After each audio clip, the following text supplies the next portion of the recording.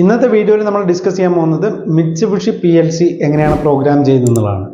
നമ്മൾ ഒന്ന് രണ്ട് വീഡിയോ ഓൾറെഡി ചെയ്തു കഴിഞ്ഞു. ലോഗോ PLCനെ കുറിച്ചും ഓംറോണിന്റെ PLCനെ കുറിച്ചെല്ലാം നമ്മൾ ചെയ്തു കഴിഞ്ഞു. സീമെൻസിന്റെ ലോഗോ എന്ന് പറയുന്ന ബ്രാൻഡ്. അപ്പോൾ ഇന്ന് നമ്മൾ Mitsubishi PLC എങ്ങനെയാണ് പ്രോഗ്രാം ചെയ്യുന്നതെന്നാണ് നോക്കാൻ പോകുന്നത്. അപ്പോൾ നമുക്ക് നേരെ വീഡിയോയിലേക്ക് പോകാം. വിഷൻ കൺട്രോൾസിന്റെ ലേണിംഗ് ആൻഡ് സൊല്യൂഷൻ പ്രൊവൈഡിംഗ് ചാനലിലേക്ക് എല്ലാവർക്കും സ്വാഗതം.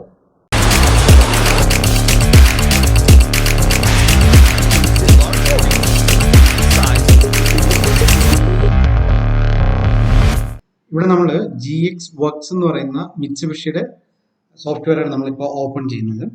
അപ്പോൾ ഇതിനകത്ത് ആണ് നമ്മളിപ്പോൾ പ്രോഗ്രാം ചെയ്യുന്നത്. മുമ്പ് നമ്മൾ സീമെൻസിന്റെ ലോഗോ എന്ന് പറയുന്ന ലോഗോ സോഫ്റ്റ് എന്ന് പറയുന്ന സോഫ്റ്റ്വെയർ ഉപയോഗിച്ച് ലോഗോ PLC ആയിരുന്നു ചെയ്തിട്ടുണ്ടായിരുന്നു. ഇപ്പോൾ ഇത് ഓപ്പൺ ആയിട്ടുണ്ട്. ഇനി നമുക്ക് എന്ത് ചെയ്യണം? അതിനകത്ത് ന്യൂ എന്ന് പറയുന്ന ബട്ടൺ ഉണ്ട്. ന്യൂ അതിൽ ക്ലിക്ക് ചെയ്ത് കഴിഞ്ഞാൽ ഈ 4 കോളം ഫില്ല് ചെയ്ത് കൊടുക്കണം. ആദ്യത്തെ കോളത്തിൽ നമ്മൾ PLCയുടെ ഏത് CPU മൊഡ്യൂൾ ആണെന്നുള്ളത്, രണ്ടാമത്തെ അതിന്റെ ടൈപ്പ് കാര്യങ്ങൾ, പ്രോജക്റ്റിന്റെ നെയിം കൊടുക്കാം. അതിനുശേഷം നമുക്ക് ലാംഗ്വേജ് ലാഡർ ആണോ SFC ആണോ എന്നുള്ളത് നമുക്ക് സെലക്ട് ചെയ്ത് കൊടുക്കാം. ഓക്കെ കൊടുക്കാം. ഇനി നമുക്ക് കുറച്ച് നേരം വെയിറ്റ് ചെയ്യണം ഇത് ഓപ്പൺ ആക്കി വരാൻ വേണ്ടിയിട്ട്. അതിന്റെ പേജ് ഓപ്പൺ ആവും. അതിനുശേഷം നമുക്ക് പ്രോഗ്രാം ചെയ്ത് തുടങ്ങാവുന്നതാണ്. അപ്പോൾ ഇതിനകത്ത് മെയിനായിട്ട് ശ്രദ്ധിക്കേണ്ടത് എല്ലാ PLCക്കും ഒരേ തരം ഫോർമാറ്റ് തന്നെയാണ്. അപ്പോൾ നമുക്ക് ഇതിന്റെ അഡ്രസ്സ് മാത്രമാണ് മാറുന്നത്.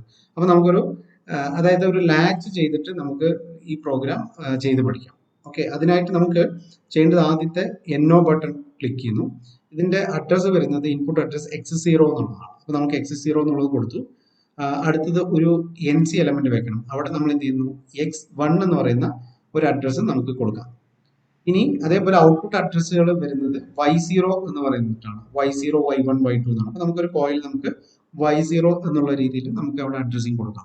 ഇനി ലാച്ച് ആയതുകൊണ്ട് തന്നെ ഈ X0ക്ക് പാരലൽ ആയിട്ട് നമുക്കൊരു NO ബട്ടൺ കൊടുക്കണം. അതിന് Y0 എന്ന് പറയുന്ന അഡ്രസ്സും കൊടുക്കണം. അപ്പോൾ ഏകദേശം പ്രോഗ്രാം നമ്മൾ ഫിനിഷ് ചെയ്ത് കഴിഞ്ഞു. ഇനി നമ്മൾ കമ്പൈലിൽ പോയിട്ട് ബിൽഡ് എന്നുള്ളതിൽ ക്ലിക്ക് ചെയ്യാം. ഇനി അതിനുശേഷം നമുക്ക് എന്ത് ചെയ്യണം? ഇപ്പോൾ എന്തെങ്കിലും എറർ ഉണ്ടെങ്കിൽ വരും, അല്ലെങ്കിൽ നമുക്ക് എന്ത് ചെയ്യാം? കണ്ടിന്യൂ ചെയ്യാം. അപ്പോൾ നമുക്ക് അടുത്ത സിമുലേഷൻ ആണ്. സിമുലേഷൻ നമുക്ക് ഡീബഗിൽ പോയിട്ട് അവിടെ സ്റ്റാർട്ട് സിമുലേഷൻ കൊടുക്കാം, അല്ലെങ്കിൽ ഇവിടെ ഒരു ഐക്കൺ കൊടുക്കുന്നുണ്ട്. ആ ഐക്കണിൽ പോയിട്ട് നമുക്ക് എന്ത് ചെയ്യാം? സിമുലേഷൻ കൊടുക്കാം. ഇപ്പോൾ സിമുലേഷൻ റൺ ആയിട്ടുണ്ട്. ഇപ്പോൾ സിമുലേഷൻ നടന്നു. എന്തെങ്കിലും എറർ ഉണ്ടെങ്കിൽ ഇവിടെ തന്നെ കാണിക്കും അത്.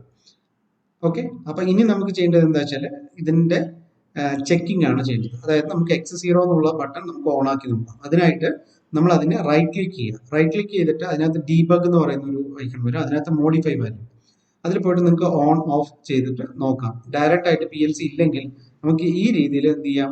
സിമുലേഷൻ ചെയ്തിട്ട് ടെസ്റ്റ് ചെയ്യാം. അപ്പോൾ നമ്മൾ ഓൺ ആക്കുന്ന സമയത്ത് Y0 ഓൺ ആയി. ഇനി X0 ഓഫ് ആയാലും Y0 ഓൺ ആവില്ല. ഇതാണ് ലാച്ചിന്റെ പ്രത്യേകത. അത് എല്ലാവർക്കും അറിയാലോ. അപ്പൊ നമുക്ക് ഇനി X1 നമുക്ക് ഓൺ ആക്കാം. X1 ഓൺ ആക്കിയിട്ടാണ് നമുക്ക് Y0നെ ഓഫ് ആക്കുന്നത്.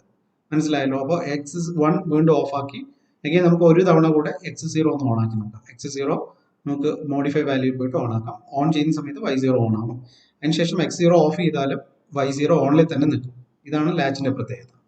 അതേപോലെ എത്ര തവണ നമ്മൾ ചെയ്താലും അത് എപ്പോഴും Y0 ഓണിൽ തന്നെയായിരിക്കും. ഇനി നമുക്ക് X1 വഴിയായിരിക്കും ഓഫ് ആക്കാനായിട്ട് കഴിയാം. നമ്മൾ ഇതിനകത്ത് ഓഫ് ചെയ്തിട്ടുണ്ട്. അപ്പൊ ഇതാണ് ഒരു ലാച്ച് എന്ന് പറയുന്ന ഒരു ഫംഗ്ഷൻ.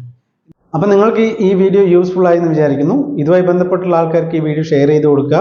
നിങ്ങൾക്ക് എന്തെങ്കിലും സജഷൻസോ കമന്റ്സ് ഉണ്ടെങ്കിൽ അത് കമന്റ് ബോക്സിലും അതുപോലെ വാട്സപ്പ് നമ്പർ കൊടുക്കുന്നുണ്ട്, കമ്മ്യൂണിക്കേറ്റ് ചെയ്യാം. എന്തെങ്കിലും പ്രോഡക്റ്റിന്റെ റിക്വയർമെന്റ് ഉണ്ടെങ്കിൽ നിങ്ങൾക്ക് കമ്മ്യൂണിക്കേറ്റ് ചെയ്യാവുന്നതാണ്. അപ്പോൾ നമുക്ക് മറ്റൊരു വീഡിയോയിൽ വീണ്ടും കാണാം. Thank you.